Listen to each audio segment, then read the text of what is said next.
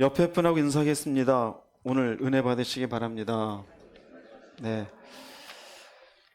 어차피 오셨으니 구경꾼이 되지 마시고 하나님의 은혜 가운데 주목받는 은혜의 사람이 되시길 주의 이름으로 축복합니다. 오늘 본문 말씀 보겠습니다. 히브리서 11장 23절에서 26절 말씀 합독하시겠습니다. 믿음으로 모세가 낳았을 때 그 부모가 아름다운 아이임을 보고 석 달 동안 숨겨 왕의 명령을 무서워하지 아니하였으며 믿음으로 모세는 장성하여 바로의 공주의 아들이라 칭함받기를 거절하고 도리어 하나님의 백성과 함께 고난받기를 잠시 죄악의 낙을 누리는 것보다 더 좋아하고 그리스도를 위하여 받는 수모를 애굽의 모든 보화보다 더 큰 재물로 여겼으니 이는 상 주심을 바라봄이라. 네. 히브리서 11장 1절은 이제 여러분들 다 암송하셨을 겁니다. 믿음은 바라는 것들의 무엇이요? 실상이요. 보이지 않는 것들의 그게 믿음입니다. 일종의 믿음은 그런 개념으로 출발하지만 개념에 멈춰 있지 않고 삶으로 적용되는 것이 믿음임을 얘기합니다. 결단코 믿음은 내 머릿속으로 믿는다 이게 아닙니다. 믿는 그 믿음은 내가 사는 무엇인가를 결정하고 사람을 만나고 살아가는 모든 상황 속에 그 믿음은 적용되게 되어져 있음을 성경은 보여주고 있는 것이에요. 그와 같은 삶이 있을 때 선진들이 이로써 증거를 얻었느니라. 조상들이 이와 같은 믿음을 사는 것으로 하나님께 인정을 받은 것처럼 우리들도 단순히 입으로만 되뇌이는 믿음이 아니라 삶으로 살아가는 믿음의 사람이 될 것을 요청하는 말씀이 되며 그 믿음의 조상들이 쭉 나열되어져 있는 말씀이 히브리서 11장의 말씀이 되어집니다. 히브리서 11장 말씀을 쭉 여러분들이 들으시면서 생각해 보십시오. 나는 과연 믿음의 사람인가? 우리는 흔하게 믿음으로 살지 못하면서 자기 스스로 합리화시키는 내용 중에 하나가 나도 하나님 믿어. 그건 믿음이 아니에요. 나도 예수 믿어. 그러고 나가서 싸우고 또 나가서 자기 인생 마음대로 살고 또 돈 문제로 인하여 믿음 없는 사람처럼 움직이고 그리고 또 교회 와서 믿나이다 그래요. 히브리서 말씀에 의하면 그건 전혀 믿음의 사람이 아니에요. 여러분들이 스스로를 정확하게 이런 말씀들을 들으면서 평가를 하셨으면 좋겠어요. 남이 평가하면 기분이 안 좋잖아요. 나는 과연 믿음의 사람으로 살고 있는가가 중요하지 나도 믿는다라고 그 자리에 안주하지 않는 여러분들 되시기를 주의 이름으로 축복합니다.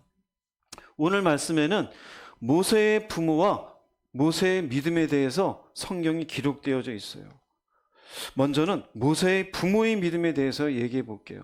성경에 여러분들은 모세의 부모에 대해서 생각해 본 적이 있어요? 없어요? 없죠.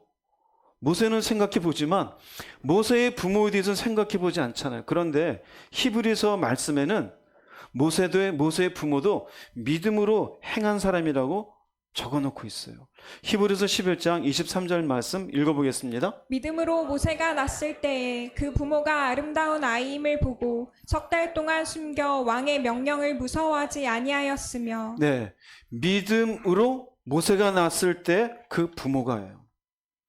단순하게 여기 보면은 부모가 아름다운 아이임을 보고 석 달 동안 숨겼다. 누구든지 오늘도 예림이가 서윤이 나가지고 왔어요? 이뻐요 안 이뻐요? 이쁘죠. 이쁘죠. 너무 이쁘죠. 자기의 자식을 놓고 안 이쁘다고 한 부모는 빨리 병원 가야 되죠. 근데 여기는 단순히 그런 게 아니에요. 뭐가 붙어 있습니까? 믿음으로가 붙어 있어요. 믿음으로. 그 믿음으로 이 아이가 아름다운이다 그랬는데 아름다운 이 아이가 유별나게 이쁘게 생겼고 외적인 걸 얘기하는 게 아니에요. 아름다운의 의미는 받으실 만한 만족스러운이라는 의미예요. 그 무슨 의미일까요? 누가 받으실 만한 걸까요? 하나님이에요. 즉, 이 말씀에 히브리서 11장에 기록되어 있는 말씀을 두 가지로 표현하면요. 하나는 모세의 부모는 이 아이가 하나님이 받으실 만한 아이임을 어떻게 했다? 믿었다입니다. 자, 히브리서 11장 1절에서 믿음은 바라는 것들의 무엇이에요? 실상은 뭐라고 제가 얘기했죠? 실체예요. 확신이에요. 어떤 확신일까요? 모세가 이스라엘 백성을 구원할 중요한 역할을 할 것이라는 믿음, 확신이 있었던 거예요. 확신이. 일종의 우리가 아이를 낳자마자 서인이 데리고 왔잖아요. 예림이가 이 아이는 장차 모세 같은 사람이 될 거다. 예, 본인 혼자 그렇게 하면은 망상이죠. 믿음은 뭘까요? 틀림없이 그렇게 될 거지 확신이 있는 거예요. 그러니까 단순한 모세를 바라보는 눈이 단순한 게 아니에요. 우리들이 자녀를 보면서 그 자녀에게 마치 막 그냥 세뇌시키듯이 너는 장차 큰 아이가 될 거야, 큰 아이가 될 거야. 그렇게 되는 게 아니었어요. 아이를 낳자마자 믿음으로 이스라엘 백성을 구원할 역할을 이 아이가 할 것이다. 그래서 어떻게 했어요? 아이를 숨겨요. 왜? 당신은 모든 아이들은 남자 아이면 무조건 죽였어야 돼요. 그런데 죽이질 않고 석 달 동안 숨겨요. 숨기는 동안 바로 왕이 명령을 내렸어요. 히브리인 중에 아들을 놓으면 이 아이는 다 죽이라고. 그런데 이 명령을 거역하면 어떻게 될까요? 우리가 예전에 옛날 사극 같은 걸 보면 사또의 얘기를 어겨도 어떻게 됩니까? 진짜 대지게 맞죠? 억울할 정도로 피떡이 되도록 맞잖아요. 왕의 명령을 어기면 어떻게 될까요? 영조든 정조든 누구든 왕이 얘기했는데 신하가 못하겠나이다. 어떻게 될까요? 나 죽여주세요. 그 소리죠. 근데 여기 뭘까? 이 시대는 더 하잖아요. 왕의 명령을 거역하는 것으로 받을 수 있는 위험을 두려워하지 않았어요. 뭐 때문에 그럴까요? 믿음 때문에. 어떤 믿음이요? 이 아이는 하나님이 받으실 만한 아이다. 즉 무슨 말이냐면요. 믿음은 사회적 압력이나 위험을 감수하는 무엇을 갖게 해요? 용기를 가지게 해요. 용기를 가지게 해요. 비록 이렇게 믿음으로 선택하는 것으로 인하여 손해가 있을 수 있어요. 위험이 올 수 있어요. 인생이 망가질 수 있어요. 그런데 이 믿음, 내 속에 있는 이 확신은, 이 실체가 되어진 이 믿음은 그 위험 부담을 넘어서는 무엇을 갖게 해요? 용기를 가지게 해준다고요. 그래서 믿음의 사람들은 보면 갈 수 없는 길을 가요. 내릴 수 없는 결정을 내려요. 어떻게 그런 결정을 내렸습니까? 그러면 그 무서움을 넘어서는 무엇이 있는 겁니까? 믿음이 있는 거예요. 그 믿음 바탕에 용기가 있는 거예요. 이런 사회적 압력이나 위험을 감수한 용기를 가진 대표적인 케이스를 성경에 보자면은요, 다니엘이에요. 다니엘은 남유다가 망했을 때, 포로로 어린아이일 때 바벨론을 끌려갔던 사람이에요. 그런데 하나님이 특별한 지혜를 주어서 그 바벨론에서 총리가 되어져요. 왕의 총애를 받아요. 지금이나 예나 정치권에는 늘상 암투가 있죠. 이게 포로로 끌려왔는데 똑똑하다고 왕이 총애하니 주변의 신하들이 시기하고 미워합니다. 단점을 찾으려는데 찾을 수 없는데 딱 한 가지 있다면은 이 다니엘은 하나님을 섬기는 사람이에요. 그래서 느부갓네살 왕에게 조서를 하나 만들자 합니다. 왕 이외에 다른 신하에게 기도를 하거든 그 사람은 사자굴에 집어넣읍시다. 신하들이 요청하니 왕 입장에서는 나 말고 다른 신을 섬기지 말라고 하는 거니 좋다고 도장을 찍었어요. 이 조서는 누구를 없애기 위한 조서였어요? 다니엘을. 다니엘은 총리의 위치에 있었으니 주변의 신하들이 이런 조서를 만들었을 때 자기를 해하기 위해서 만들었다는 것을 알까요? 모를까요? 알죠. 그럼 여러분이 다니엘이라면 손해가 있잖아요. 그죠? 그럼 기도하는 것은 어떻게 기도할 것 같아요? 몰래 문 닫아놓고 주여 주여 사람들이 날 핍박하나이다 소리가 나갈까봐 이럴 수도 있잖아요. 다니엘은 그렇지가 않아요. 다니엘서 6장 10절 말씀 읽어보겠습니다. 다니엘이 이 조서에 왕의 도장이 찍힌 것을 알고도 자기 집에 돌아가서는 윗방에 올라가 예루살렘으로 향한 창문을 열고 전에 하던 대로 하루 3번씩 무릎을 꿇고 기도하며 그의 하나님께 감사하였더라. 알고도예요. 중요한 건. 즉 위험을 감수하는 거예요. 이렇게 되면 내가 어디로 들어갈 걸 알아요? 사자굴에 들어갈 걸 알아요. 근데 중요한 것도 여기도 보세요. 전에 하던 대로. 늘 이렇게 했어요? 안 했어요? 했었어요. 멈춥니까? 안 멈춥니까? 안 멈추어요. 왜 그럴까요? 다니엘에게는 하나님에 대한 믿음이 있었어요. 단순하게 사람들에게 보이기 위한 게 아니라 결국 자신의 목숨이 사자의 밥이 될 수도 있는 위험이 있어도 여전히 아예 창문을 열어놓고 봐라. 즉 그 말은 그래 나 사자굴에 던져라. 그리고는 하나님께 오히려 어떤 기도를 드려요? 감사하였더라 그래요. 자, 누가 보면은 다니엘은 미친 사람이죠. 인생 그만 살자는 사람이에요. 그런데 믿음은 뭐예요? 분명한 위험이 있는데 그 위험을 감수하게 하는 용기를 갖게 만들어요. 여러분 생각해 보세요. 우리들이 되게 믿음으로 움직이지 못하는 중요한 이유 중에 하나는 내가 이렇게 결정하는 것으로 인한 손해를 감수하지 못하겠다는 거예요. 그렇게 결정하지 못하고 결국 이런 식으로 하나님 앞에 살지 못하고 용기는커녕 몰래 뒤로 숨어들게 되어지죠. 그러면 하나님의 일이 나타날까요? 나타나지 않을까요? 나타나지 않아요. 결국 사자굴에 들어갑니까? 안 들어갑니까? 들어가서 사자의 어금니에 싹 씹히죠. 여러분 아시네? 사자가 강아지가 되어져요. 밤새도록 그 사자 털을 쓰다듬다가 아침에 일어나요. 느부갓네살이 깜짝 놀래요. 그리고는 하나님을 높이는 하나님께 대한 찬양의 고백을 하게 되어져요. 무엇 때문에 그랬을까요? 인간의 생각이 아니라 믿음이에요. 믿음은 이렇게 내 속에 실체로 들어오면은 사회적인 압력이 있어도 위험이 있어도 감수하게 되어져요. 신약으로 보면은 이것을 대표적으로 잘 보여주는 사람이 있는데 마리아입니다. 예수님의 어머니. 예수님의 어머님에게 천사가 와서 예수님을 잉태할 거라고 얘기하죠. 결혼도 안 했는데, 남자와 동침도 안 했는데. 근데 아이를 잉태해서 배가 불러지면 어떻게 될까요? 그 당시 사회법에 의하면은 돌에 맞아 죽어야 되는 거예요.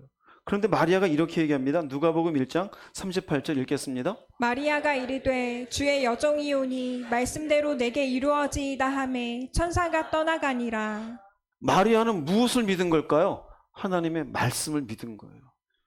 그 믿음이 내 인생이 어떻게 될까에 대한 두려움을 어떻게 한 거예요? 넘어서게 하는 용기를 가지게 한 거예요. 그 믿음이. 그래서 마침내 믿음으로 내게 그렇게 하십시오 라고 하며 천사가 떠나가니라. 그래서 예수님이 이 땅에 태어나실 수 있었어요. 우리도 마찬가지예요. 믿음을 가지고 무엇인가 내 확신에 들어왔을 때 이것으로 내가 용기를 가지고 움직여야, 그 용기를 가지고 움직일 때는 깜깜해요. 사실은 계산이 돼요? 안 돼요? 안 돼요. 근데 이성적으로 생각할 수 있는 것이 아니에요. 그런데 움직이고 나면은 그 뒤에 일은 누가 하십니까? 하나님이 하셔요. 마리아가 이렇게 했는데 우리가 요셉은 잘 보지 않는 것 같아요. 예수님의 아버지. 예수님이 잉태되었습니다. 태어났습니다. 하나님이 천사를 통해서 이런 말씀합니다. 마태복음 2장 13절 읽어보겠습니다. 주의 사자가 요셉에게 현몽하여 이르되 헤롯이 아기를 찾아 죽이려 하니 일어나 아기와 그의 어머니를 데리고 애굽으로 피하여 내가 내게 이르기까지 거기 있으라. 요셉은 베들레헴 사람입니다. 애굽에 가본 적 있을까요? 없을까요?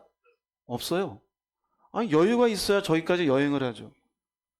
여유 있는 사람이 아니에요. 목숨대요. 하루 벌어 하루하루 살아야 되는 사람. 그런데 어떻게 합니까? 내가 네게 이르기까지 거기 있으라. 이 말씀을 어떻게 했습니까? 믿었어요. 가본 적도 없는 동네예요. 거기 어떻게 사는지도 몰라요. 지금도요, 성지순례 가서 이집트 가면은요, 아이를 데리고 이집트에 있었던 그 장소를 기념하는 교회가 있어요. 그곳으로 갔어요. 무엇으로요? 믿음으로 갔어요. 딱 그런데 거기에서 살고 있는데 또 이런 얘기 있습니다. 마태복음 2장 19절 20절 읽어보겠습니다. 헤롯이 죽은 후에 주의 사자가 애굽에서 요셉에게 현몽하여 이르되 일어나 아기와 그의 어머니를 데리고 이스라엘 땅으로 가라. 아기의 목숨을 찾던 자들이 죽었느니라 하시니. 네, 헤롯이 죽었으니 가라 그래요. 그럼 애굽에서 겨우 좀 이제 조금 살려고 조금 털을 잡았는데 또 다 때려치고 나오래요. 용기가 필요해요? 안 필요해요? 용기가 필요하죠. 그죠? 용기가 필요해요. 우린 이사하는 게 그게 쉬운 일입니까? 더구나 이때는 이사하는 게 삶의 모든 것들이 다 걸려있는 일들이에요. 그런데 다시 가라. 또 갑니다. 근데 그 가운데 또 이런 얘기가 있습니다. 마태복음 2장 22, 23절 읽어보겠습니다. 그러나 아켈라오가 그의 아버지 헤롯을 이어 유대에 임금됨을 듣고 거기로 가기를 무서워하더니 꿈에 지시하심을 받아 갈릴리 지방으로 떠나가 나사렛이란 동네에 가서 사니 이는 선지자로 하신 말씀에 나사렛 사람이라 칭하리라 하심을 이루려 함이러라. 이스라엘 땅으로 갑니다. 근데 보세요. 꿈에 지시하심을 받아. 꿈에 지시하심을 받아. 이걸 믿었어요. 원래 요셉은 어두운 동네 사람이라고요? 베들레헴 사람이에요. 근데 어디로 갑니까? 나사렛에 가요. 나사렛에 원래 우리가 어딘가 떠났다 돌아오면 고향 가야 되죠. 거긴 나름대로 좀 살만한 이전에 아는 사람들도 있잖아요. 근데 거기를 안 가고 나사렛을 가요. 왜요? 꿈에 지시하심을 나사렛으로 가라 그랬어요. 왜? 선지자로 하신 말씀에 나사렛 사람이라 칭하리라 하심을 이루려 함이니까. 그런데요, 역사에 의하면 나사렛은 모래가 많은 땅이래요. 경제적으로 살기 어려운 땅이에요.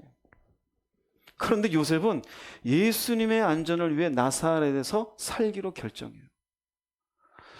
요셉이 부자입니까? 가난한 사람입니까? 경제적으로 어려우면 부자가 어렵습니까? 밑으로 내려갈수록 가난한 사람이 더 어려웠습니까?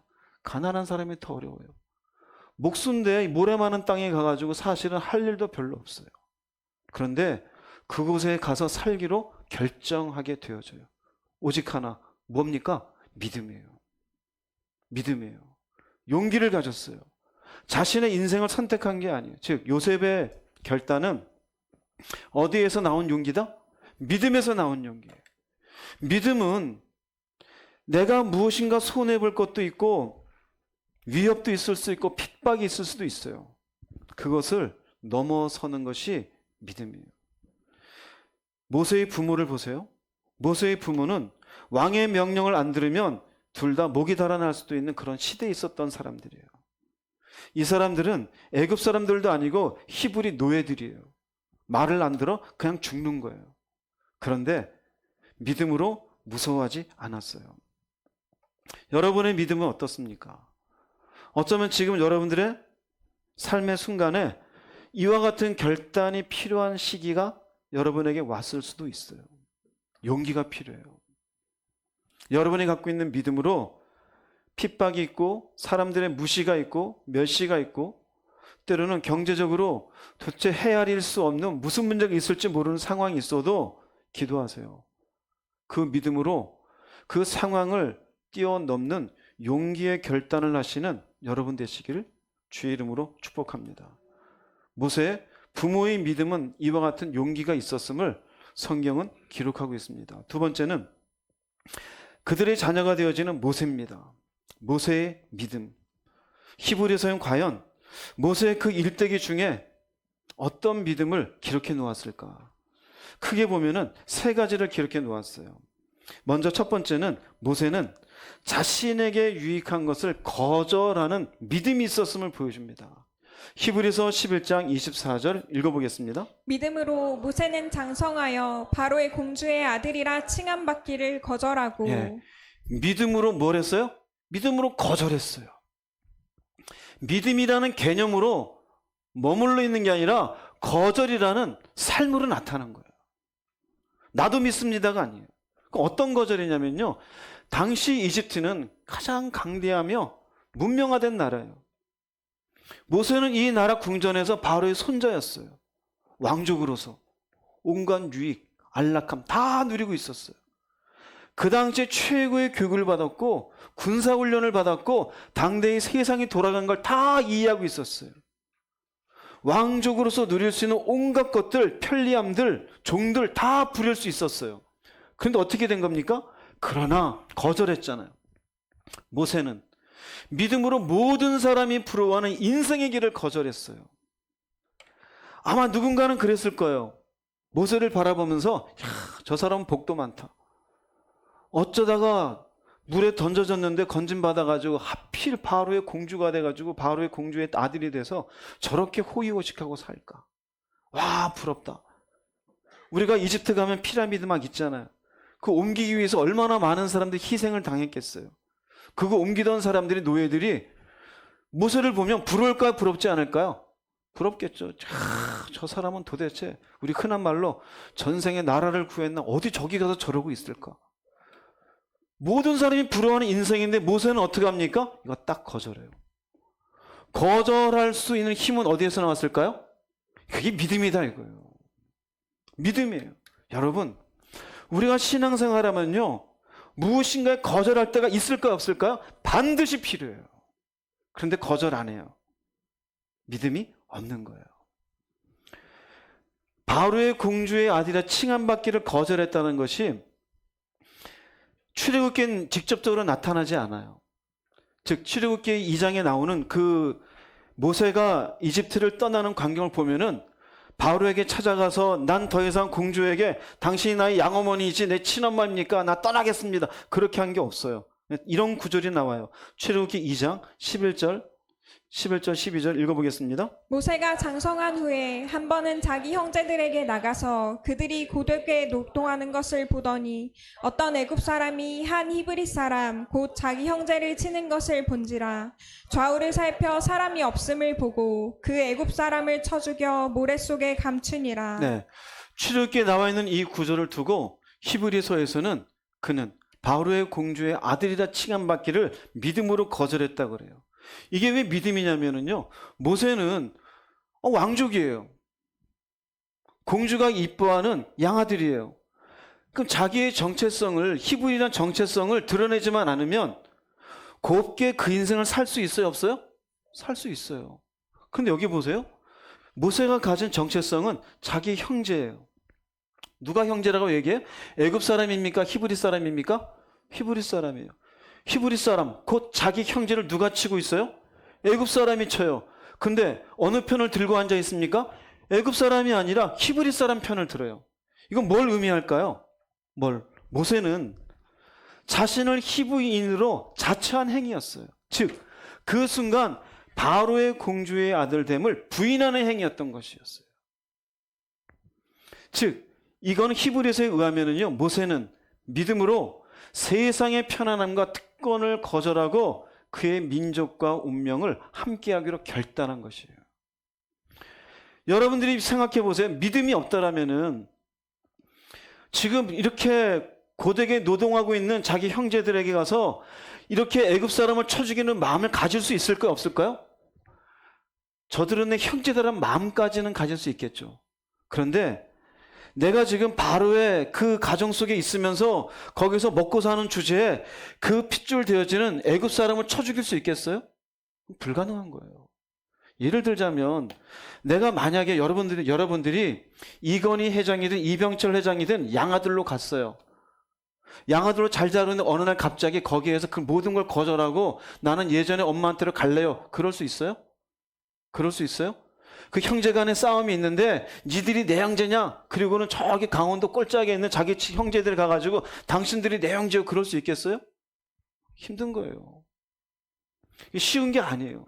결국 뭐냐면은요, 꼭 기억하세요. 믿음은 나에게 유익하던 것을 누구를 위하여? 주를 위해서 거절할 수 있어야 돼요. 나한테는 유익이에요. 그 주님께는 유익이 아니에요. 내 인생엔 도움돼요. 믿음의 길엔 도움이 안 돼요. 거절할 수 있겠어요? 거절하는 게 용기예요. 그리고 그게 믿음이에요. 이게 쉬울까요? 어려울까요? 어렵죠. 어렵죠. 사업을 하시는 분들 뭔가 이렇게 공무원 입찰을 받으려고 해요.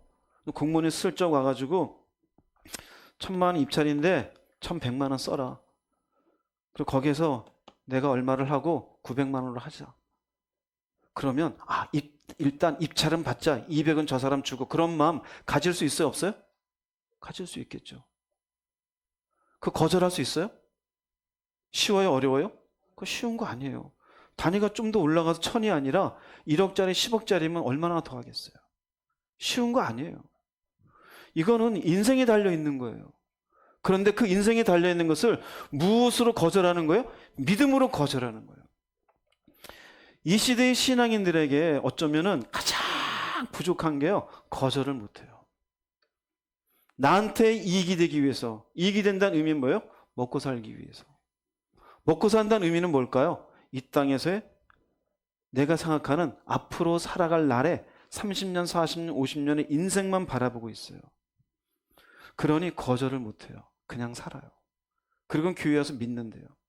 하나님은 믿음이 있다고 얘기해 줄까요? 아니요. 믿음이 있다고 얘기 안 해줘요.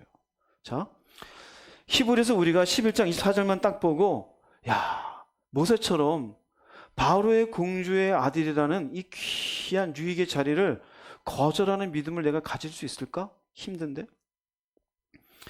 히브리서를 읽고 있는 당시를 여러 번 얘기했었잖아요. 핍박 가운데 있잖아요. 그 핍박 가운데 있으면서 거절해야 될 게 많이 있을 거 아니에요. 그런데 핍박을 피하기 위해서 거절을 못할 수도 있겠죠. 쉬운 게 아니잖아요. 그죠? 그래서 히브리서 11장에서는 이 모세의 이 거절하는 믿음을 이야기하면서 두 절을 더 얘기해요. 그래서 모든 말씀 앞에 믿음으로 되어져 있는데 히브리서 11장 24절 믿음으로가 25절 26절로 이어져요. 그 25절과 26절은 모세가 이와 같은 걸 거절할 수 있었던 그 믿음의 배경이 무엇인지를 설명해 주어요. 이것이 여러분에게도 귀한 힘이 되길 바랍니다. 거절의 이유는요, 하나는 히브리서 11장 25절에 있어요. 읽어보겠습니다. 도리어 하나님의 백성과 함께 고난받기를 잠시 죄악의 낙을 누리는 것보다 더 좋아하고. 도리어는 앞에 의미 알죠? 24절에 공주의 아들의 칭함받기를 거절했어요. 믿음으로 나한테 유익되는 것들을 거절했어요. 그리고는 오히려 하나님의 백성과 함께 고난받기를 잠시 죄악의 낙을 누리는 것보다 좋아했대. 인생 보자면 두 가지 중에 하나예요. 하나님의 백성과 함께 고난받는 인생이 될 것이냐, 잠시 죄악의 낙을 누리는 인생이 될 것이냐. 근데 어느 쪽을 택한 거예요? 도리어 이걸 택했대요. 설명해 드릴게요. 하나님의 백성과 함께 받는 인생이라는 것은 이집트의 노예로서의 고난이에요. 그런데 이건 비록 고난은 있지만 하나님의 뜻과 약속이 있는 고난이에요. 그래요, 안 그래요? 하나님의 뜻과 약속이 있잖아요. 이스라엘 백성들에게 아브라함 때부터 가나안에 대한 약속. 그러니 이것은 하나님과의 관계는 영적인 가치가 있는 거예요. 잠시 죄악의 낙을 누린다는 의미 속에는 이건 왕궁의 즐거움이에요. 근데 뭐라고 되느냐? 이거 빨간색으로 해주세요. 잠시. 이건 잠깐이라고 되어져 있어요. 이건 잠깐 인생이에요. 하나님 앞에 가치가 있어요, 없어요? 없는 일시적인 즐거움일 뿐이라는 것이에요. 이해됩니까? 무슨 말인지? 그러면 도리어 더 좋아했다는 의미는 뭘까요? 도리어 이걸 더 좋아하는 의미는 모세는 영적인 가치를, 고난은 있을지라도 영적인 가치를 일시적인 즐거움보다 어떻게 했다? 더 좋아했다는 거예요. 이게 이유예요. 당장 몸으로 사는 데에는 왕궁에서 왕족과 같이 모든 걸 누리고 사는 것, 뭐 그 당시는 대단했겠죠.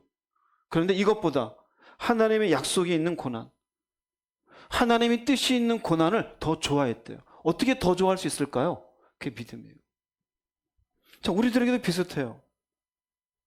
우리들에게는 하나님의 뜻과 약속이 있는 인생이라는 것이 뭘까요? 믿음으로 사는 거예요. 사랑으로 사는 거예요. 하나님 말씀에 순종하는 거예요. 어떻게 그렇게 할 수 있어요?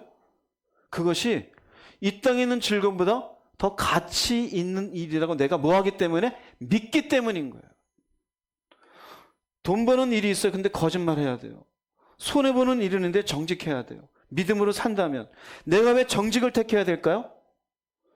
이것이 보다 더 가치 있는 것이라 내가 뭐하기 때문에? 믿기 때문에 거짓말의 이익을 누리는 걸 내가 뭐 할 수 있어요? 거절할 수 있는 거예요. 할렐루야. 믿음의 사람은 이게 가능해야 돼요. 여러분 어떤지 보세요. 회사 생활하고 아니면 친구들과 어울리고 아니면 사업을 하는 분, 특별히 사업을 하는 분들 굉장히 많겠죠. 그런 순간순간 어떤 가치를 중요하게 여기고 있습니까? 이 땅에서의 유익은 일시적인 것이에요. 믿음으로 사는 건 영원한 것과 연결이 되어져 있어요. 그분께 순종하는 것도 영원한 것과 연결이 되어져 있어요. 그분의 진리 앞에 살아가는 것, 영혼과 연결이 되어져 있어요. 돈 버는 것, 좋은 것 먹는 것, 입는 것, 마시는 것, 그거는 잠시입니다. 잠시. 하나님과 아무런 가치가 없어요. 그런데 우리는 민노로 하면서 어느 걸 더 좋아합니까? 일시적인 즐거움을 좋아하죠. 그래서 믿음으로 못 살겠대요. 어떻게 저 사람을 사랑할 수 있냐요. 하나님의 말씀이 있어도 순종 못 하겠대요. 왜 그럴까요? 이런 인생이 아니라 이런 인생이 되고 싶은 거예요. 과연 그 사람이 믿음이 있는 사람일까요? 믿음이 있는 사람이 될 수가 없어요. 즉 유익한 것을 거절할 수 있는 믿음을 모세가 어떻게 가졌는가? 바로 영적인 가치를 더 우선 두고 있었기 때문에 가능했다고 얘기해요. 그 다음 11장 26절 말씀 두 번째 이유를 얘기해요. 읽어보겠습니다. 그리스도를 위하여 받는 수모를 애굽의 모든 보화보다 더 큰 재물로 여겼으니 이는 상 주심을 바라봄이라. 여러분이 히브리서를 읽다 보면은 이해하기 어려운 부분이에요. 그리스도? 그리스도는 신약에 나오는 얘기인데 아니 뭐 모세가 그리스도를 위해서 수모를 받았다 그러지? 그렇죠? 근데 그리스도는 누구이십니까? 예수님이시죠? 그 예수님 원래 누구이셨어요? 하나님이셨죠? 하나님은 보여요? 보이지 않아요? 그런데 성경에는 예수님은 보이지 않는 하나님의 형상이라고 말씀하셔요. 그럼 그 형상되는 예수님은 구약 시대에도 창조 시대에도 계셨을까 안 계셨을까요? 계셨죠. 그 보이지 않는 하나님의 형상 되신 예수님이 구약 성경 말씀에 하나님이 아닌 대신 인간들에게 천사의 모습으로 나타나 대화도 하고 일도 이루시는 일이 있어요. 아브람과 대화해요. 소돔과 고모라 가서도 얘기해요. 이삭에게도 얘기해요. 야곱에게 가서 환도뼈를 딱 마주 때리고 난 뒤에 네가 하나님과 더불어 겨루 이겼다 그래요. 천사하고 싸웠는데 하나님이라 그래요. 즉 구약 성경에 나타난 하나님을 대신해 나타난 형상과 같은 근데 하나님 같은 그분이 누구냐? 그분을 예수님이라 얘기해요. 그러나 예수라는 이름은 이 땅에 인간의 모습으로 오신 뒤에 우리를 백성을 죄에서 건지시기 위해서 얻은 이름일 뿐이에요. 지금 여기에서 그리스도라고 얘기한 건 우리를 위해서 이 땅에 오신 하나님을 구세주라는 의미에서 그리스도라고 얘기한 것이에요. 그분은 이 전까지는 그냥 하나님이셨어요. 그러나 여기에 그리스도라고 이야기한 것은 결국 구약시대 이스라엘 백성들과 동행하셨던 하나님임을 얘기해요. 즉 그리스도를 위해서 이스라엘 백성들이 노예생활을 하더라도 하나님은 그들과 함께 있었어요? 안 계셨어요? 있었어요. 있었어요. 아브라함과 함께 했고 이삭과 함께 했고 야곱과도 함께 했고 광야에서도 함께 했어요. 즉 그리스도는 하나님의 백성과 동행하시는 분이기 때문에 모세가 하나님의 백성과 함께 고난받는 것이란 25절 말씀엔 그 말씀은 그리스도를 위하여 고난받는 것과 어떤 것이었다? 동일한 것이었어요. 즉 내가 이 백성과 함께 하나님의 약속과 뜻이 이루어지는 고난이 있더라도 이것을 더 좋게 여기며 그 그리스도를 위해 받는 고난을 기꺼이 받아들인 것, 이건 그리스도를 위한 것이었다 이거예요. 그런데 여기에 보면은 그리스도를 받는 수모를 애굽의 모든 보화보다 더 큰 재물로 여겼대요.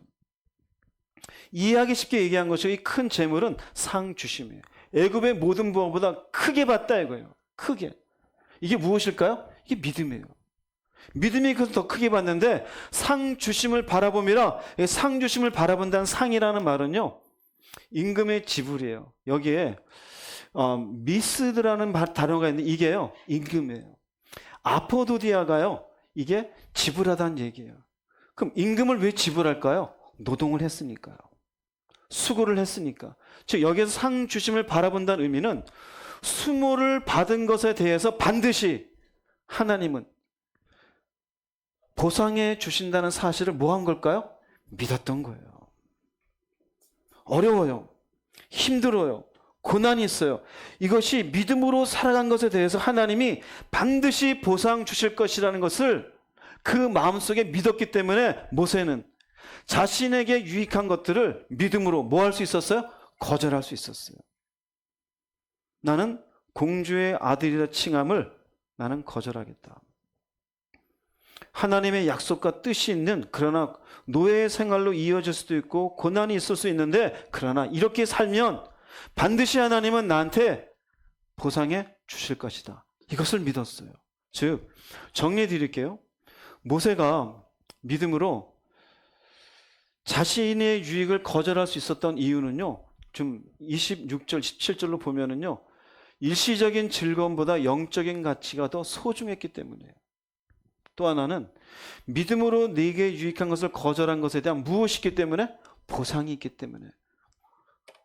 내가 믿음으로 사는 것으로 인해서 고난이 있지만 이건 영적인 가치가 있어요. 또한 고난은 있지만 하나님이 보상해 준대요. 이것을 어떻게 한 겁니까? 이걸 믿은 거예요. 할렐루야. 내가 믿음으로 살아요. 노아처럼 하나님을 경외하는 마음 순종해서 뭔가 배를 만들어요. 바보예요. 그죠? 그럼 이 의미로 친다면, 그러나 이런 바보 같은 인생일지라도 하나님 보상해 줄 것을 뭐 한 겁니까? 믿은 거예요. 우리가 성경 말씀을 읽다 보면 이 말씀대로 살아가는 것이 때로는 얼마나 많은 손해를 우리에게 줍니까? 내가 나한테 유익되는 것들을 얼마나 내가 막 가질 수 있는데 놔야 됩니까? 감정적인 손해, 시간적인 손해, 물질적인 손해 얼마나 많이 있겠어요. 그런데 그와 같은 것을 놓는 것이 영적인 가치가 있음을 내가 믿기 때문에 거절하는 거예요.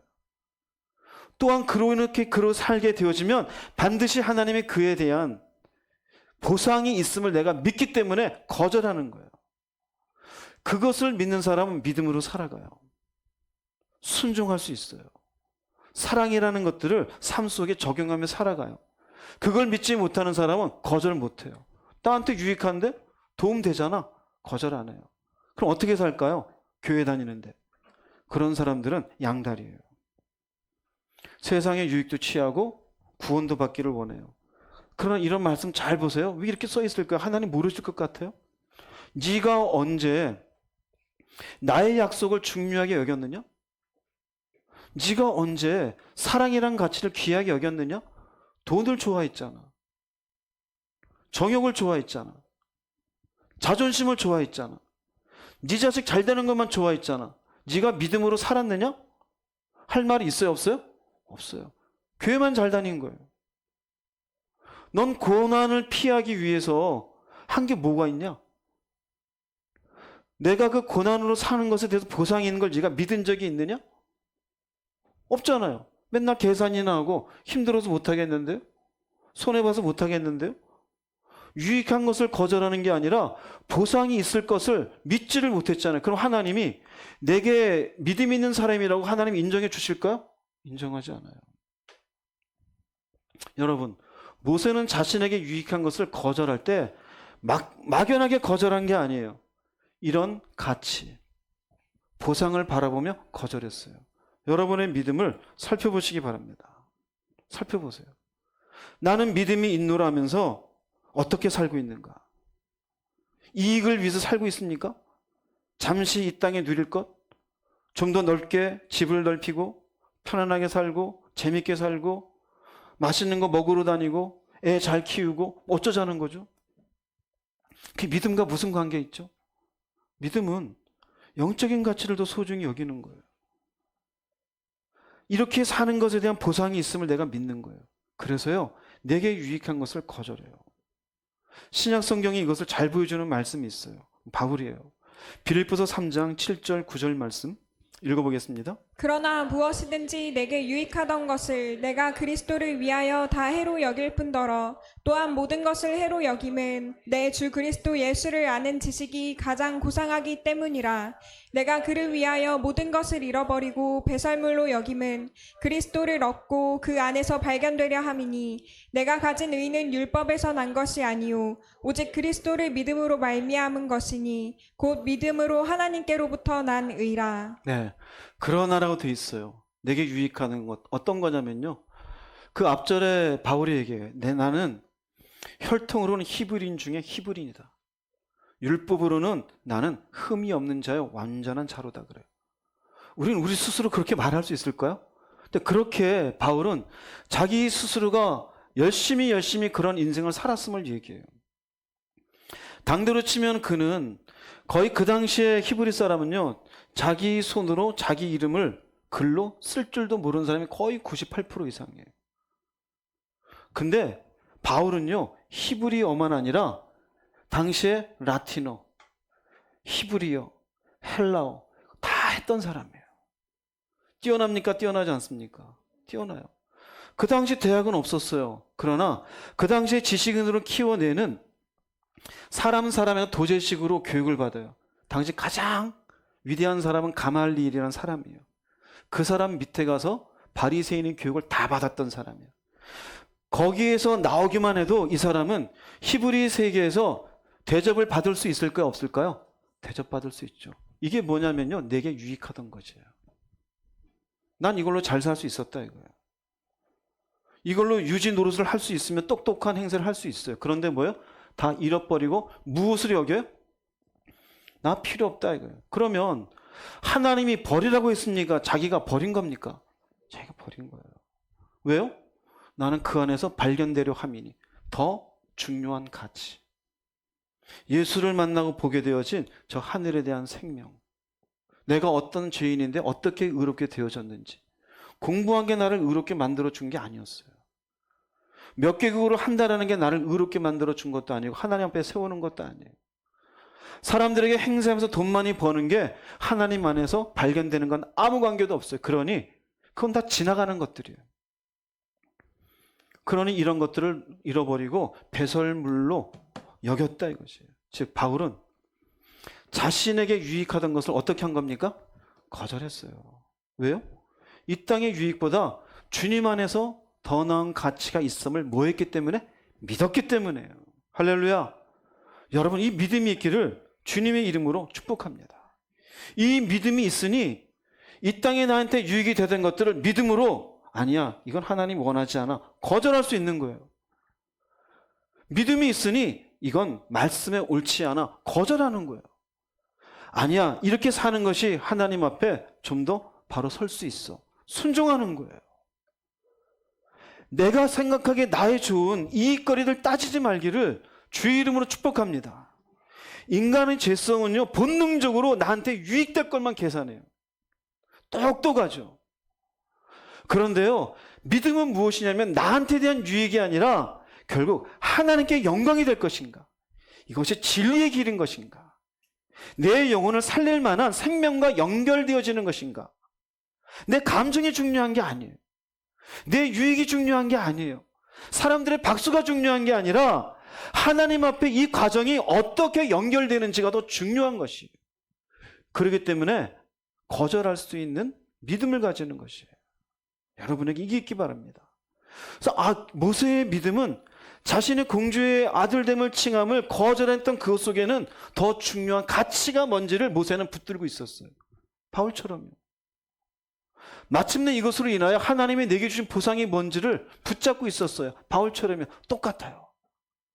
구약의 모세와 신약의 바울은 똑같은 마음으로 거절하며 살아갔어요. 사랑하는 성도 여러분, 거절의 사람이 되기를 주의 이름으로 축복합니다. 거절의 사람이 되세요. 때로는 마음에 충동질하면 확 한마디 싸질러 버려. 자존심 상하잖아, 가서 싸워. 너 무시당했잖아, 멱살을 잡아. 돈 생기잖아, 얼른 가서 해. 세상에서 높아진대잖아, 빨리 가서 그 일 해. 그게 아니라요, 말씀을 보세요. 하고 싶지? 하나님 기뻐하신 일이 아니야. 소리 지르고 싶지? 예수의 십자가를 바라보며 그래, 넌 참을 줄 알아야지. 자존심이 상할 때 주님이 벌거벗게 지시며 십자가 지신 모습을 생각하며 그래, 예수님도 이러셨는데 나도 참아야지. 그게 뭘까요?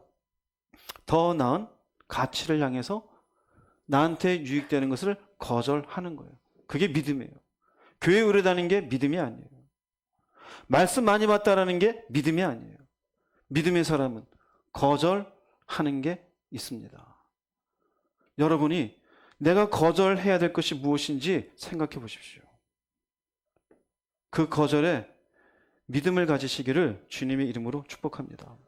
두 번째로 히브리서에서 이야기하는 모세의 믿음은 떠나는 믿음이었습니다. 히브리서 11장 27절 말씀 읽어보겠습니다. 믿음으로 애굽을 떠나. 짧은 말인 것 같죠? 근데 깊은 말이에요. 애굽이라는 곳은 모세가 어려서부터 떠나지 않은 곳이에요. 익숙하게 살았던 곳이에요. 떠났다는 의미는 뭘까요? 모세는 믿음으로 익숙한 삶의 터전을 떠난 것이에요. 내가 믿음을 가지기 이전 가진 후는 확연하게 달라야 돼요.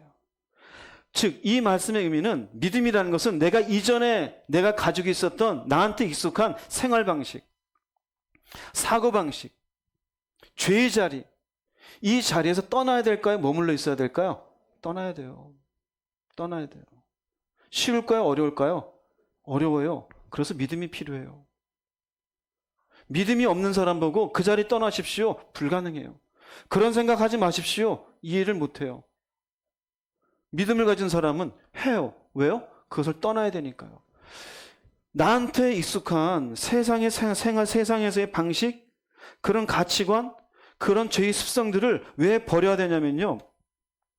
내가 은혜를 받았어도 은혜가 좀 떨어지거나 삶에 고난이 있고 문제가 있으면 언제든지 다시 이곳으로 돌아가요.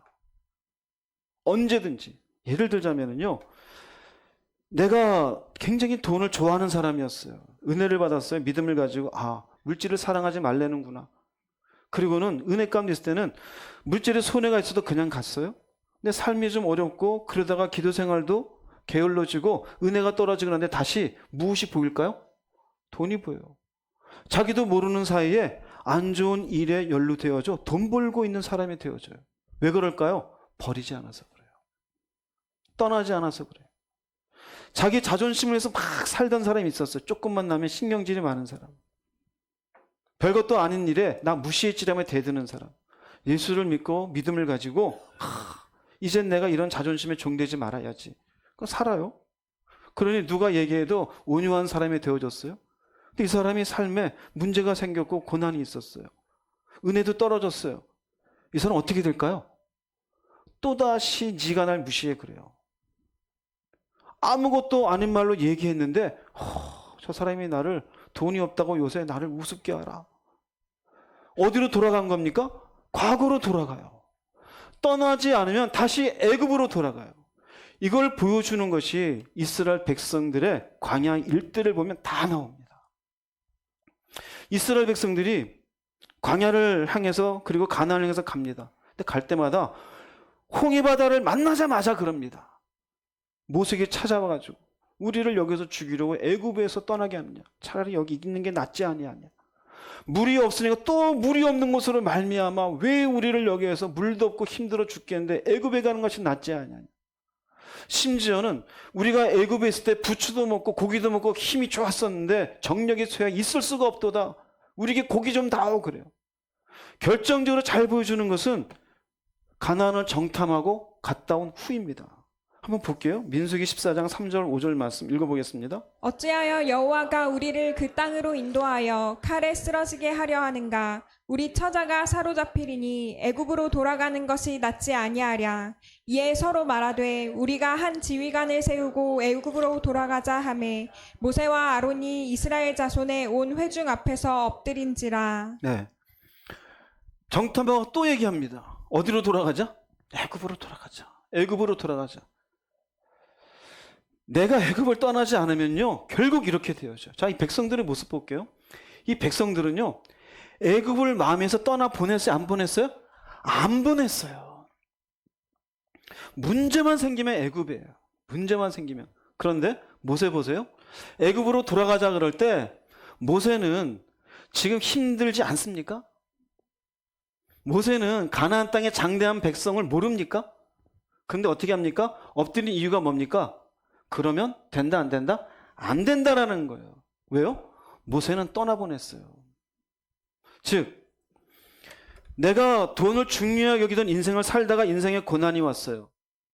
물질 중심주의적인 가치를 가지고 있던 사람이 진짝을 떠나버렸으면 삶에 고난이 와도 차라리 내가 세 끼를 먹다가 두 끼를 먹어도 과거로 돌아가지 않겠다가 돼요.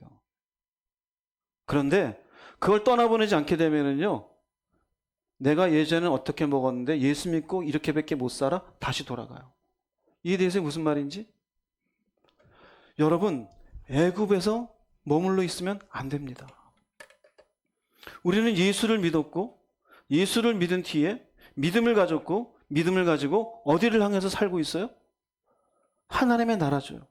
천국을 향해죠.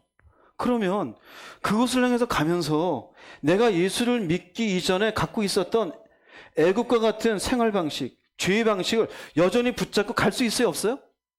없어요. 없어요. 여전히 이 땅에서 뭐가 좋고 진리의 말씀은, 하나님의 인도하심은, 그분의 역사하심은, 그분이 우리에게 주신 어떤 은혜의 내용들은 도대체 이것과 어떻게 같이 갈 수 있겠습니까? 같이 갈 수 없어요.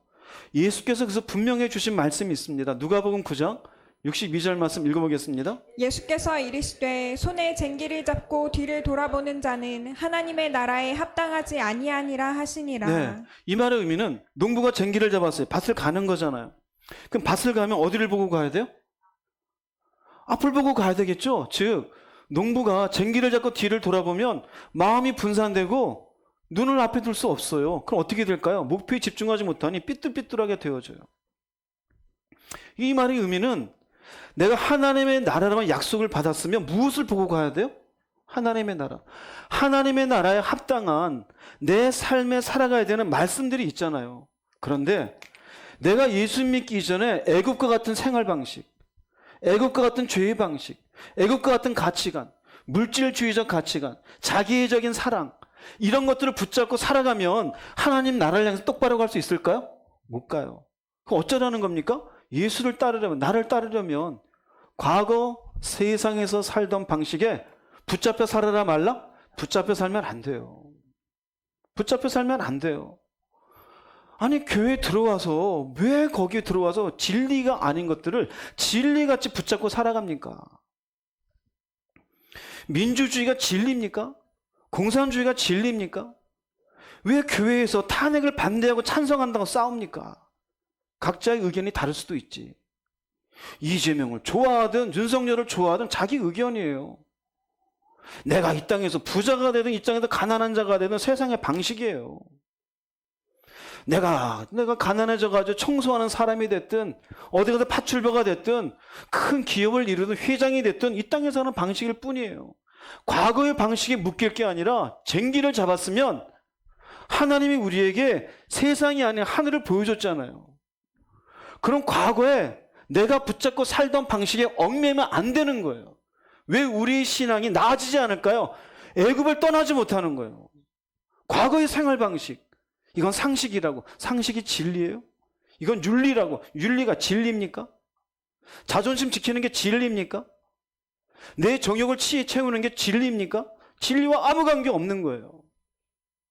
이걸 보다 분명하게 풀어서 말씀한 말씀이 있어요. 에베소서 4장 21절 24절 읽어보겠습니다. 여러분이 정말 예수님에 대해서 듣고 그분 안에 있는 진리대로 가르침을 받았다면 옛날의 생활 방식, 곧 거짓된 욕망으로 부패해가는 옛 사람을 벗어버리고 마음과 정신이 새롭게 되어 하나님의 모습대로 의와 진리의 거룩함으로 창조된 새 사람이 되십시오. 믿음이 있다면 떠나야 돼요. 어디에서요? 옛날의 생활 방식. 옛사람은 버려야 돼요. 근데 이건 옛사람의 생활 방식은 뭐라 그래요? 이거 욕망으로 부패해 갔대요. 인간적인 욕망일 뿐이에요. 우리는 믿음으로 하나님의 뜻을 이루어가는 사람이지 세상에 내 개인적인 이익을 위해서 취하는 인생이 아니에요. 그 사람이 믿음의 사람이에요. 그래서 뭐라고 말해요? 새 사람이 되십시오. 과거는 버려야 돼요? 안 버려야 돼요? 버려야 돼요. 그 사고방식. 그런데 교회 안에도 내가 살아보니까 진리보다 그 살아본 경험이 더 분명합니까? 아니잖아요. 내가 책을 읽어보니까 그 책도 인간이 썼잖아요. 하나님이 쓰신 이 진리의 말씀보다 그 책에 나온 내용이 더 지혜로운 겁니까? 우리는 자꾸 뭔가 이익을 따져요. 근데요, 옛사람을 버리는 것은 이익을 따지는 모습이었다면 새 사람은 믿음인지 아닌지를 따지는 거예요. 하나님이 기뻐하시는지 아닌지.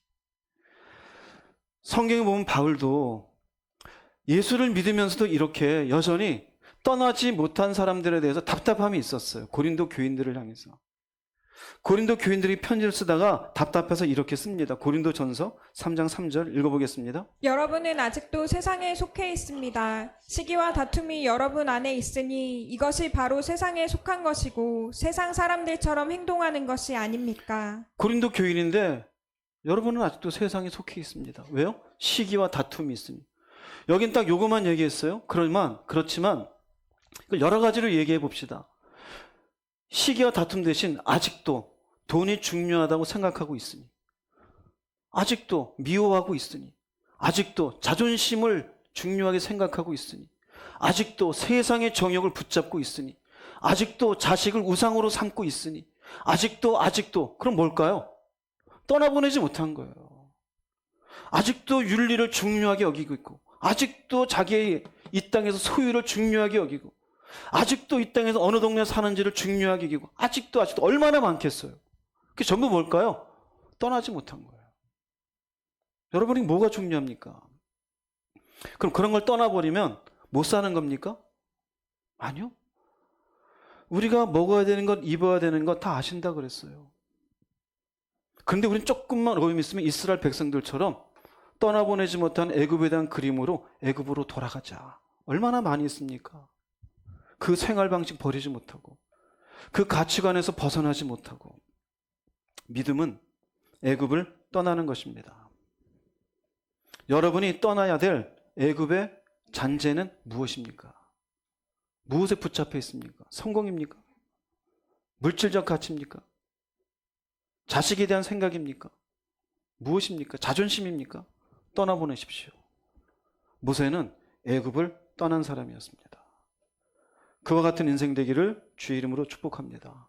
세 번째로 히브리서에서 모세의 믿음은 하나님의 존재와 인도하심을 믿었다라는 것으로 나타납니다. 히브리서 11장 27절 말씀 읽어보겠습니다. 믿음으로 애굽을 떠나 왕의 노함을 무서워하지 아니하고 곧 보이지 아니하는 자를 보는 것 같이 하여 참았으며. 네, 이건 조금 이해가 필요합니다.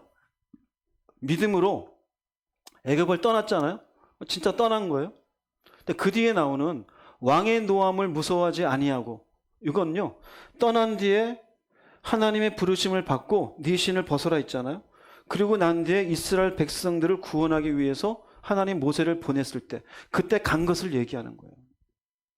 단순히 애굽에 있을 때를 얘기하는 게 아닙니다. 그러면 모세의 부모가 갖고 있는 것하고는 조금 다르겠죠. 이 말씀을 설명해 드리면, 이스라엘을 이끌어내기 위해서 나중에 부르심 받고 갔을 때 그는 그의 분노와 위협을 두려워합니까? 두려워하지 않습니까? 두려워하지 않아요. 이유가 무엇이었을까요? 곧 보이지 아니하는 자를 보는 것 같이. 보이지 아니하는 자는 누구일까요? 하나님이에요. 바로 왕 앞에 가기 전까지 사실 모세는 하나님에게 나는 입술이 둔한 사람입니다. 난 이 일을 감당하지 못하겠습니다. 두려워했었어요. 그러나 막상 하나님이 그를 보냈을 때 그는 두려워하지 않았어요. 왜요?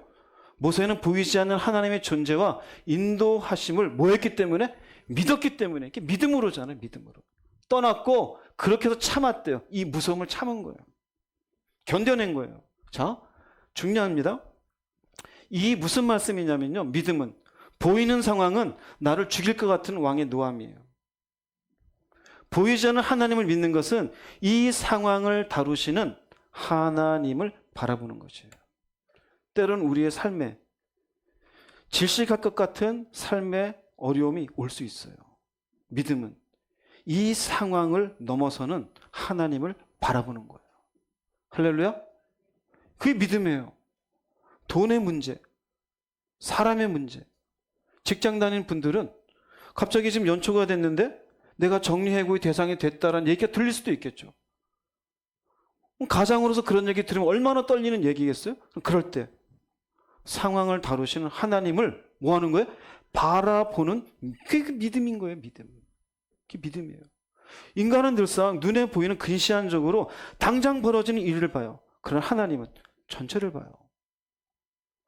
여러분이 믿는 하나님은 여러분의 인생에 모두가 계획을 갖고 계시며 여러분이 당한 그 상황조차 직접 한 명 한 명 모두의 인생을 친히 다루시는 하나님임을 믿으시기 바랍니다. 믿으세요. 당장 10원 없어지고 당장 병이 걸렸고 당장 문제가 생긴 이거에 일이 일비하지 마세요. 하나님께서 이 상황을 다루시는 이것이 있으면 참게 되어져요. 당장 눈에 보이는 문제 앞에 떠는 것이 아니라요. 이것을 잘 보여주는 것이 이스라엘 백성들이 이제 출애굽을 하기 위해서 10가지 재앙이 있었잖아요. 마지막 그 이스라엘에 있는 장자들이, 애굽에 있는 장자들이 다 죽어나가는 그것을 피하여 갑니다. 그때 하나님이 모세에게 길을 지정하고 말씀하시는 부분이 있는데 출애굽기 14장 1절 2절 읽어보겠습니다. 여호와께서 모세에게 말씀하여 이르시되 이스라엘 자손에게 명령하여 돌이켜 바다와 믹돌 사이에 비하히롯 앞 곧 바알스본 맞은편 바닷가에 장막을 치게 하라. 14장 4절 말씀도 읽겠습니다. 내가 바로의 마음을 완악하게 한즉 바로가 그들의 뒤를 따르리니 내가 그와 그의 온 군대로 말미암아 영광을 얻어 애굽 사람들이 나를 여호와인 줄 알게 하리라 하시매 우리가 그대로 행하니라. 모세에게 말한 겁니다. 바닷가에 장막을 쳐라. 홍해바다요. 바다와 믹돌 사이 여기 장막을 홍해바다에서 요 사이에 장막을 치래. 바로 앞에는 홍해바다밖에 없어요. 그 다음 하는 말은 내가 바로로 하여금 여기 쫓아가게 할 거야. 이미 얘기했어요? 안 했어요? 했어요. 근데 하나님 뭐라 그래요? 그로 인해서 영광을 얻어 애굽 사람들이 나를 여호와인 줄 알게 하리라. 이미 하나님 모세에게 얘기해서 상황을 만드셨어요. 홍해바다, 여기에다 진척. 그리고 내가 바로의 마음을 강팍하게 해서 이 뒤를 쫓아오게 할 거야. 실제로 쫓아왔어요. 그 바로의 병사들이 난리가 났어요. 이 히브리인들 죽여버리자라고. 근데 히브리 사람들 뭐라 그럽니까? 이스라엘 사람들이 모세에게 와서 난리가 나요. 우리를 여기 와서 죽이게 하느냐. 뭐만 보고 있는 겁니까? 상황만 보고 있었어요. 그런데 모세는 이미 하나님의 말씀을 들었으니 누구를 볼까요? 홍해바다가 보일까요? 안 보일까요? 그게 믿음이에요. 할렐루야. 지금 무슨 말이냐? 우리는 하나님의 말씀을 들은 사람들이잖아요. 은혜를 받은 사람들이잖아요. 약속을 받았잖아요. 그러면 우리의 상황에 있는 것을 하나님이 다루실 것을 우리는 믿는 사람이 되어야 됨을 깨달으시기 바랍니다. 믿어야 되는 거예요. 이스라엘 백성들은 하나님의 이런 말씀이 있었어도 믿지를 않아요. 그러나 믿었던 모세가 이렇게 이야기합니다. 13절 14절 읽어보겠습니다. 모세가 백성에게 이르되 너희는 두려워하지 말고 가만히 서서 여호와께서 오늘 너희를 위하여 행하시는 구원을 보라. 너희가 오늘 본 애굽 사람을 영원히 다시 보지 아니하리라. 여호와께서 너희를 위하여 싸우시리니 너희는 가만히 있을지니라. 가만히 서서 가만히 있어. 잠잠히 있어. 떠들지 말고. 하나님이 싸울 거니까 너희는 가만히 있어라. 어떻게 이렇게 얘기할 수 있을까요? 모세의 마음속에는 이 상황을 하나님이 해결하실 것을 어떻게 한 거예요? 믿었던 거예요. 믿었던 거예요. 이게 모세예요. 우리 믿음도 마찬가지예요. 상황이 죽을 것 같아요. 믿음은 이 상황을 다루시는 하나님을 믿는 거예요. 그래서 보이는 상황은 무섭지만 그 무서움을 어떻게 하는 거예요? 참았잖아요, 모세가. 그렇죠?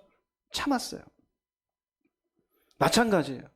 우리도 눈에 보이는 것 앞에 무서움이 우리의 마음을 떨리게 할 수 있어요. 근데 참는 거예요. 모세도요, 견디는 거예요. 이 믿음이 여러분에게 있을 수 있기를 바랍니다. 신약의 예수님도 비슷한 말씀을 하셨어요. 요한복음 16장 32절, 33절 읽어보겠습니다. 보라 너희가 다 각각 제 곳으로 흩어지고 나를 혼자 둘 때가 오나니 벌써 왔도다. 그러나 내가 혼자 있는 것이 아니라 아버지께서 나와 함께 계시느니라. 이것을 너희에게 이르는 것은 너희로 내 안에서 평안을 누리게 하려 함이라. 세상에서는 너희가 환난을 당하나 담대하라. 내가 세상을 이기었노라. 예수님 하신 말씀이 니들이 다 나를 버릴 거다. 제자들한테. 근데 아버지께서 나와 함께 계신다. 왜 굳이 이 말씀을 할까요? 이 말씀은 너희가 환난 당할 때 내가 한 말 기억하라 이거예요. 어떻게 담대할 수 있느냐? 아버지께서 나와 함께 하신 것처럼 너희와도 함께 할 거야. 뭡니까? 하나님의 존재와 인도하심을 믿어라 이거예요. 그럼 믿음은 환난이 있지만 환난을 다루시는 누구를 믿는 거예요? 하나님을 믿는 거예요. 즉 여기에서도 연약한 믿음과 단단한 믿음이 차이가 나요. 연약한 믿음은 날마다 상황만 따져요. 양은 냄비 같아요. 이번 달 10만 원이 모자라. 큰일 났네. 그러다 다음 달 20만 원 생겨. 하나님 감사합니다. 감사한 금 1원도 안 하면서 감사합니다. 그러다 또 다음 달 5만 원 모자라. 이번 달에는 5만 원이 모자라요. 얼마나 양은 냄비 같아요. 그런데요, 단단한 사람은요, 하나님, 이 상황에도 하나님의 뜻이 있는 줄 뭐합니다? 믿습니다. 함께 하시는 줄로 믿습니다. 연약한 믿음은요, 이 환난을 당하지 않으려고 준비하는 게 믿음인 줄 알아요. 미리 준비. 그러니 아직 30대밖에 안 된 사람이 노후를 걱정하고 앉아 있어요. 60이 넘으신 분도 아직 걱정 안 하는데 단단한 분은 걱정 안 해요. 30대 가지고 노후는 어떡할까? 우리 30년 대 그때까지 살지 죽었을지도 모르는데. 그게 뭘까요? 하나님의 존재와 인도하심을 믿지 못하는 거예요. 믿지 못하는 거. 우리에게는요, 아예 환란이 있을 것을 여러분 받아들이시기 바랍니다. 왜요? 오늘 쭉 나오잖아요. 고난이라는 게 있잖아요. 모세도 고난이 있었어요. 물질의 고난이 있을 수 있어요. 질병으로 인한 고난, 자식으로 인한 고난, 때론 사람과의 갈등으로 인한 고난 다 있어요. 그러나 그 고난의 상황을 다루시는 하나님을 믿는 믿음을 가지는 게 믿음의 사람이에요. 할렐루야. 이 믿음을 가져야 돼요. 이 믿음이었으면 어떻게 될까요?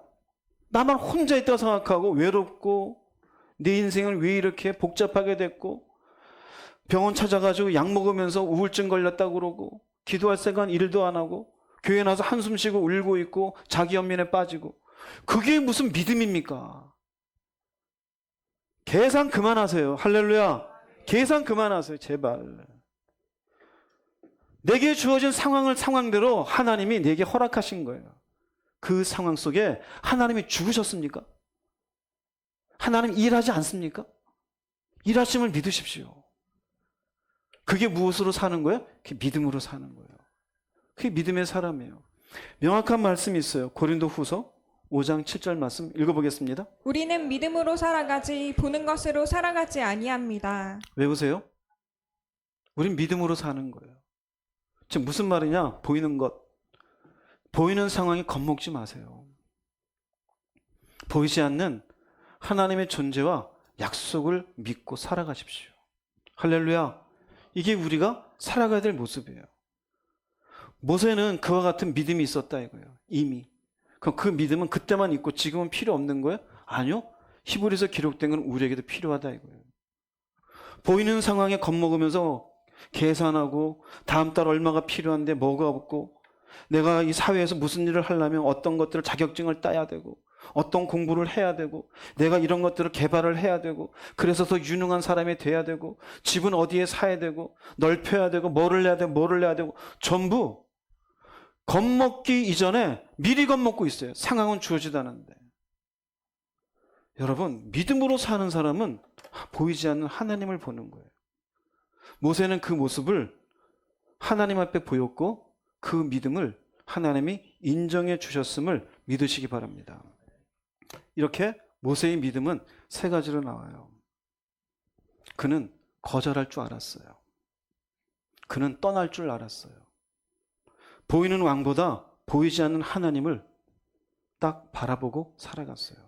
여러분도 그런 믿음의 사람이 되기를 주의 이름으로 축복합니다. 결론을 내리겠습니다. 마가복음 8장 35절 읽어보겠습니다. 자기 생명을 구하고자 하는 사람은 잃을 것이며 나와 복음을 위해 자기 생명을 버리는 사람은 얻을 것이다. 자기 생명, 이거 목숨이에요. 이 땅에서의 삶이에요, 그냥. 근데 잃는다는 것은요, 하나님이 주시는 영원한 생명을 얘기해요. 그런데 나와 복음을 위해 생명을 버리는 사람은 자신의 인생이 고난 가운데 갈 수도 있어요. 손해를 받을 수도 있어요. 모세처럼 자기에게 유익한 것들을 다 던질 수도 있어요. 그런데 무엇을 얻어요? 생명을 얻어요. 무슨 의미냐면요. 인생을 위해서 살 것인가? 주와 복음을 위해서 살 것인가? 결국은요. 둘 중에 하나를 다 선택해야 돼요. 아, 중간쯤 가면 되겠지? 성경 보세요. 중간쯤 있는가? 중간쯤 있어요? 없어요. 우리가 왜 믿음으로 못 갈까요? 다. 인생 생각해요. 이게 가능합니까? 생명을 생각해야 되지 않습니까? 오늘 모세의 부모와 모세에게 했잖아요. 따져보세요. 모세의 부모도 생명을 걸었어요? 안 걸었어요? 걸었잖아요. 자기의 아들을 보고 확신을 가지고 왕의 명령을 무서워하지 않았잖아요. 걸리면 죽는 건데. 모세는요. 모세도 선택했잖아요. 자신의 인생을 위해서 그렇게 산 겁니까? 아니요. 하나님의 약속과 뜻을 위해서. 마침내 그는 이런 선택을 통해서 고난스러운 인생은 살았지만 광야 40년을 가지 않아도 되고 이집트의 왕궁에 사는 편안한 인생을 살 수도 있었지만 그걸 포기하고 광야길을 가면서 사람들에게 손가락질 당하고 무시당했어도 결국 그는 어떻게 돼요?